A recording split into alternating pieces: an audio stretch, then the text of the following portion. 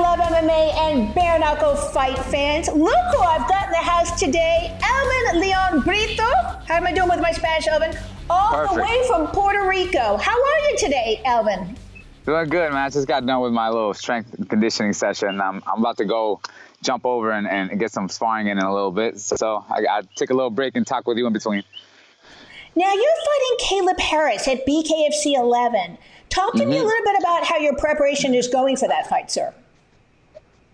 Well, one of my main things is this 165. You know, I've been just working on just getting stronger and bulking up and, you know, being more like a 165er, you know. So I've just been focusing on my strength and my speed and just being a little bit more powerful, just being able to, you know, having a little bit more power, because I want to move him around a little bit. So I've just been working on it's been working on myself and just being a better version of myself, you know.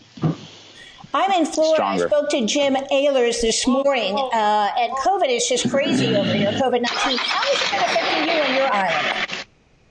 Well, we just got like renewed lockdowns again yesterday. So we have a 10 o'clock curfew.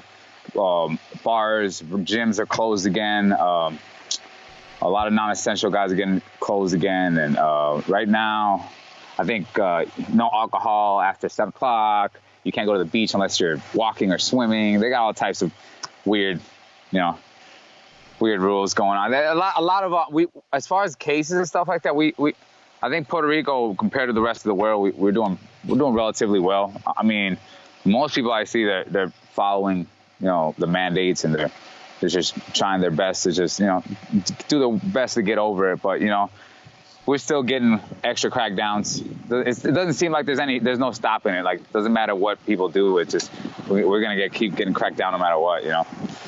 You know, the stats say, and I always have to check with a fighter because sometimes the internet is wrong, that you are a bit shorter than Kaleb. Does that present a challenge for you?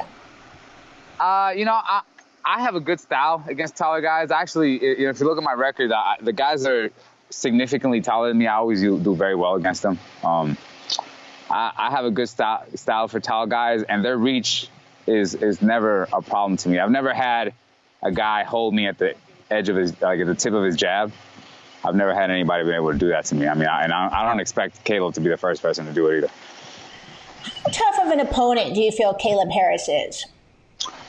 Toughness, man. I mean, on a scale of 1 to 10, I give Kaleb an 11. You know, he's a tough dude. You know, he's a tough dude. I expect nothing from hell, but hell from him. You know, I expect him to bring everything he's got. He's a young, tough prospect. I expect nothing from the best of him. I expect I know I'm sure he understands that he's fighting probably one of the most technical guys he's fought to date. You know, so I know it's a technical challenge for him. So I want to see. You know, a lot of the fight, how it's going to turn out is going to depend on, you know, how he reacts to my strategy. I do have a couple tricks on my sleeve and a couple different things that I plan on doing a little bit different in this fight, because I'm known as a counterpuncher, and I'm always, you know, I do a lot of lateral movement. Even though I move around a lot, I throw a lot of punches, but I plan on doing a couple different things, switching it up a little bit. I want to show a little bit. My last fight against Luis Palomino, we had a good contest, but and I didn't get hurt or anything. There was no time where he really had me in trouble, but I was a little one-dimensional in that fight. So, and I'm not a one-dimensional fighter, so I want to be able to switch it up when I have to, go into different modes. You know, go in attack mode, push the pace, push my opponent back. You know, take the center of the ring every once in a while, and just, you know, I want to have. I'm going out here to win. You know, my whole plan is to win. You know, bare knuckle is a you know, it's prize fighting. You know, we fight for the money, but this right now, I'm positioning myself. I'm going to try to position myself in a position where I'll be able to get you know, better paydays for what I do.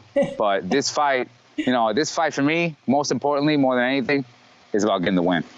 You know. Good for you. You know, it's funny you mentioned Baboon, because when we last spoke at BKFC 10, you did mention in our post-fight interview that you thought you should have pushed the pace a little bit more. You also said you should have been more aggressive. Let's talk a little bit about that. Yeah, well, you know, Baboon, you know, when he started going to when his hands started getting fatigued and he started going to the body, I was able to cue in on that. I'm like, okay, his hands are getting tired, but I didn't take advantage of it. I could have, I was too busy like smiling and just blocking his punches. I was satisfied with just I was cruising through the fight. Right. So, I want to be able to just, plant my feet and just, and push my opponent back, and that's one thing I think, it's funny because now I look back at the fight against Ruiz. I mean, we threw a lot of punches. We missed a lot of big shots. We missed a lot of big shots. And it was really a contract of styles.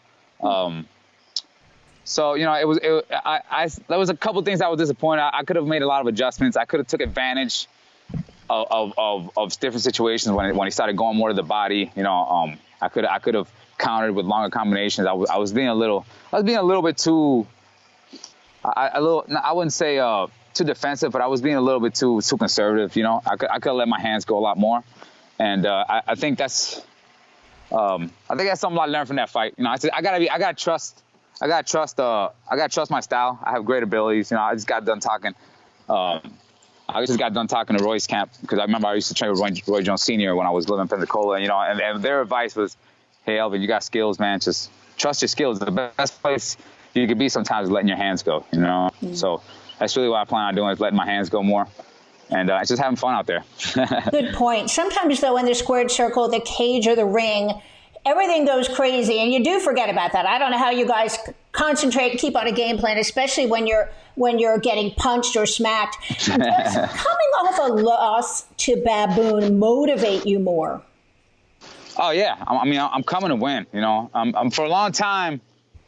I didn't know. I didn't know losses for a long time. Yeah. So it sucks losing back-to-back fights for me. So. Yeah, I want to get back on the winning circuit. I never take easy fights. I haven't had one easy fight in bare knuckle. Every guy that they get, every single fighter that I always fight amongst the best guys. This is no different, because I'm always fighting amongst the best.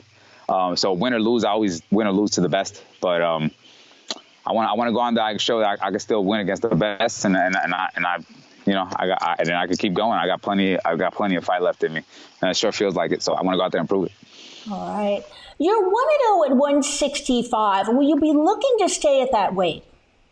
We'll see. I'll roll with the punches. It really depends. It depends on where the fights that make sense are at. Okay.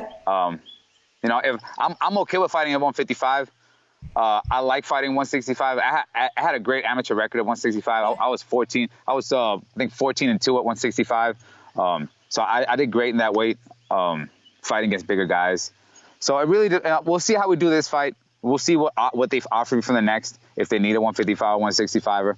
But I'm really open for anything. Once this fight's done, we'll talk and we'll see if I want to shoot for the 165 belt, or if I want to come back down to 155 and vie for contendership. But whatever I do, I'm gonna have to fight my way there. I'm gonna have to climb over some bodies to get what I want. So I'm okay with that. It's a great opportunity, though, for you to be able to fight at both weights and be comfortable with that. Yeah. Weight cutting is so difficult, so I applaud you for that. Speaking of applause, and let's hear the applause sign right here. Talk to me, and I do applaud you for trying to bring Bare Knuckle FC to Puerto Rico. I love it, yeah. A puño limpio. Puerto Ricans, we do have a lot of MMA fans, but a lot of people, just like in the U.S., they just don't understand MMA. But bare knuckle, it's a language that anybody can understand. It's very simple and it's very thrilling, and it's just something that it just touched something, something deep inside people. Just get excited about it, and I think it would be great out here. And I have approached a lot of people about it, and it seems like people would love it out here. I think it would get a real good reception. A puño limpio. It would be something that Puerto Ricans would be interested for sure. And it would be awesome. We have a great Coliseum here in San Juan. It would be great, to see that happen one day. We can see if we can do our part to make it happen. It would be really fun. I've been to your beautiful island, so to speak, and it's just great. And I do hope we get to go to Puerto Rico, right? I'm trying to roll my R's like a good Spanish girl, but not doing as good as you, baby. You're doing Before we go today, is there anything else you want to add, Elvin? And please give us your social media handle, sir. It's Bare Knuckle Bandito at Twitter, and I got Elvin Brito on Facebook. I don't do a lot of social media, but I do get on there every once in a while and drop a little things here and there, especially when we're getting close to the fights.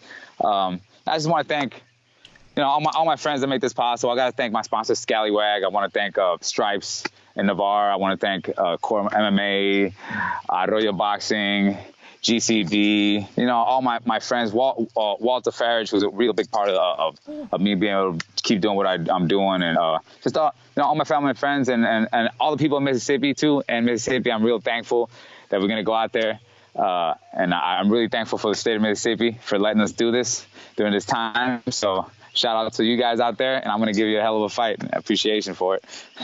I bet that. That's one of the fights that I'm really looking forward to, because both you and Kaleb do bring it. Now, come on, we can't just forget about all the saludos. Give me some shout out to your Spanish fans and your family in Puerto Rico. Bueno, quiero darle saludos a toda mi gente de Puerto Rico, mi gente, mis compueblanos de Maunabo, los quiero mucho. Toda mi gente aquí, el gimnasio, César que está trabajando conmigo, Palomo, toda mi gente, Arroyo Boxing Club, todos los chamaquitos que están allá orándome, metiendo manos. Esta pelea es para nosotros. Let's do it. Mucho gusto para la entrevista, Elvin. Good luck on your fight, and we will see you next week at BKFC 11. Can't wait to see you there, guys. All right, fight fans, BKFC 11, Flag versus Palomino goes down Friday, July 24th from Oxford, Mississippi. And you can watch the fight free on the BKFC YouTube and Facebook pages, and also on Sportsflix Global. And we will be there, fight fans, bringing you all the beautiful bloody action. I would appreciate it if you give this video a like and a share, and also subscribe to my YouTube channel. Thanks for watching. Susan Cingari. No one beats us to the punch.